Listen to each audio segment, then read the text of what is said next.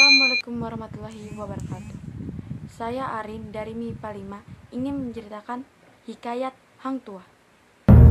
Alkisah, pada suatu hari, seorang bernama pemuda yang bernama Hang Tuah, anak Hang Mahmud. Mereka berempat tinggal di Sungai Duyung. Pada saat itu, semua orang di Sungai Duyung mendengar kabar Teng Raja Binten yang baik dan sopan kepada semua rakyatnya. Ketika Hang Mahmud mendengar kabar itu, Hang Mahmud berkata kepada istrinya yang bernama Hang Merdu, "Yuk kita ke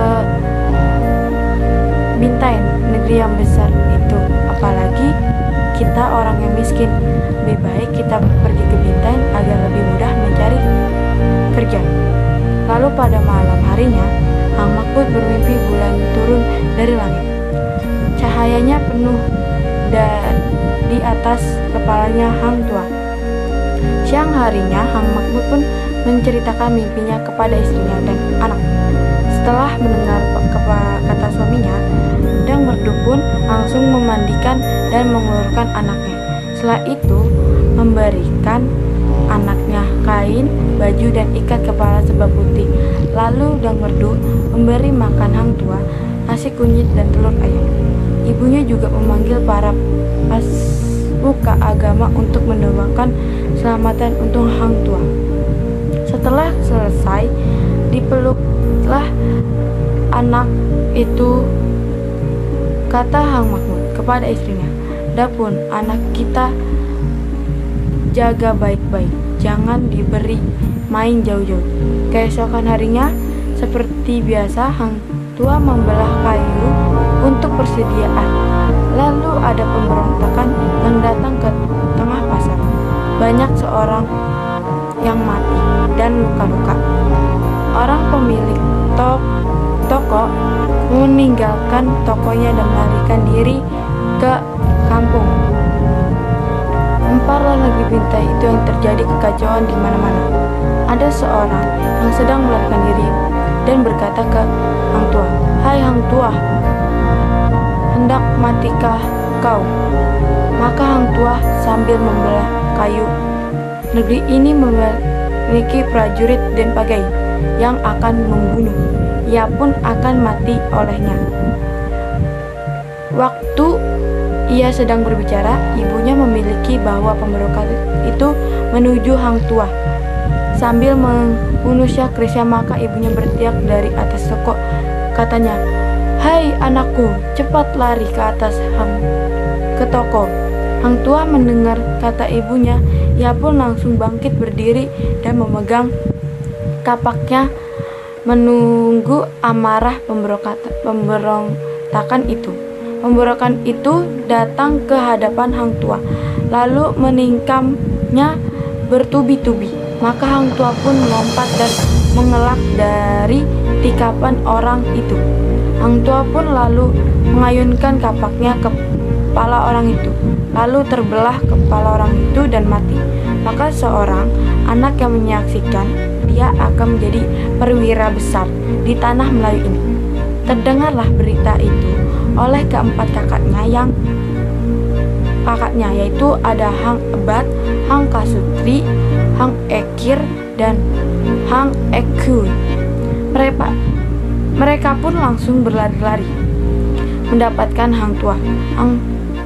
Hang Ebat dan Hang Kasturi bertanya kepadanya, "Apakah benar engkau membunuh pemberontakan kapak?" Hang Tuah pun tersenyum dan menjawab, "Pemberontakan itu tidak pantas dibunuh dengan keris, melainkan dengan kapak untuk kayu." Kemudian karena kejadian itu, Baginda Raja sangat mensyukuri adanya sang Hang Tuah. Jika ia tidak datang ke istana, pasti ia akan dipanggil oleh sang raja. Maka Tumenggung pun berdiskusi dengan pegawai lainnya juga iri kepada Hang Tuah. Setelah diskusi itu, datanglah mereka ke hadapan sang raja. Maka saat sang Baginda sedang duduk di tahtanya bersama para bahannya, Tumenggung dan segala pegawai datang berlutut luluh menyembah sang raja. Hormat tuanku, saya mohon ampun dan berkat ada banyaknya cerita tentang pengkhianatan yang sampai kepada saya. Berita ini sudah lama saya dengar dari awal pegawai saya. Setelah sang Baginda mendengar hal itu, maka raja pun terkejut lalu bertanya, "Hai kalian semua, apa yang telah kalian ketahui?" Maka seluruh menteri itu menjawab, "Hormat tuanku, pegawai sesayang hina tidak berani datang, tetapi dia yang berkuasa itulah yang melakukan hal ini." Maka Baginda bertitah, "Hai Tumenggung, katakan saja, kita akan membalasnya." Maka Tumenggung menjawab, "Hormat tuanku, maka mohon ampun dan berkat. Untuk datang saja hamba takut, karena yang melakukan hal itu tuan yang sangat menyukainya. Bagaikanlah kalau tuan percaya pada perkataan saya, karena jika tidak alangkah buruknya nama baik hamba seolah-olah menjelekkan orang itu." Setelah Baginda mendengar kata-kata Tumenggung yang sedemikian itu, maka Baginda bertitah, siapakah orang itu? Sang tua. Maka Tumenggung menjawab, "Siapa ya lagi yang berani melakukan selain Hang Tuah?" Saat itu hamba beritahukan hal ini kepada hamba. Hamba sendiri juga tidak percaya. Lalu hamba melihat sang tua sedang berbicara dengan seseorang perempuan di istana tuan ini. Perempuan tersebut bernama Dam Setia. Hamba takut ia melakukan sesuatu pada perempuan itu. Maka Mbangla datang untuk mengawasi mereka. Setelah Baginda mendengar hal itu, murkalah ia sampai mukanya berwajah padam. Lalu ia bertingkah kepada para pegawai yang berhati jahat itu, "Pergilah, singkirkanlah durhaka." Maka Hang Tuah pun tidak pernah terdengar lagi di dalam negeri itu.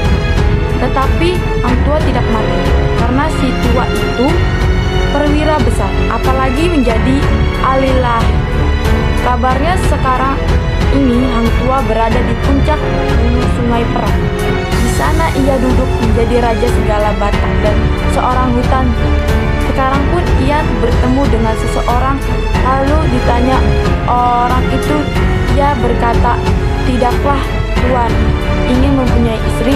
Lalu menjawabnya, "Saya tidak mempunyai istri lagi." Demikianlah cerita Hang Tuah. Sekian dari saya. Wassalamualaikum warahmatullahi wabarakatuh. Mohon maaf jika ada kata-kata yang